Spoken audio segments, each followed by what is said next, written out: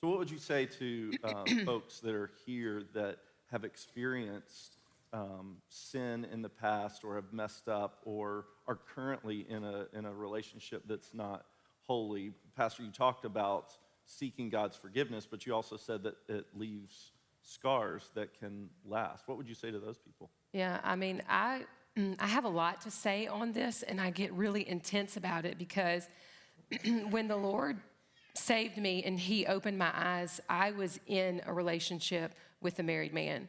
And I was very young, and I was definitely manipulated and taken advantage of, but at the same time, I participated in the relationship. And so I sinned. I'm a sinner. And the Lord graciously opened my eyes in the midst of this relationship, and I literally just cried out to him and asked for forgiveness, and I repented of that.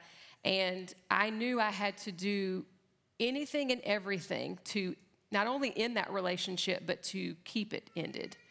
And if you've ever been in a situation where you've been manipulated or taken advantage of, and Satan, the last thing Satan wants is for you to move forward in your relationship with the Lord, and he will do anything and everything possible to keep you from doing. And that a lot of things happened to me during this process. But what you have to realize is when the day the Lord opened my eyes and I knew that my sin of that relationship is what kept him on the cross. That sin, he died for that sin. If he had not died for anybody else's sin in the world, he died for that sin, that relationship I was in. And I knew things had to change. So if you're out there and you're in an adulterous relationship right now, number one, the grass is never going to be greener on the other side, okay? You may think it's going to be greener. I'm telling you now, it is never going to be greener. And do you want to know why? Do you want to know why the grass looks greener on the other side? Because there is more manure. Okay? And that's a nice word for it. Yeah, because we're recording still right now. So listen to me. It will never ever be greener, okay? And if you're contemplating this, don't even go there.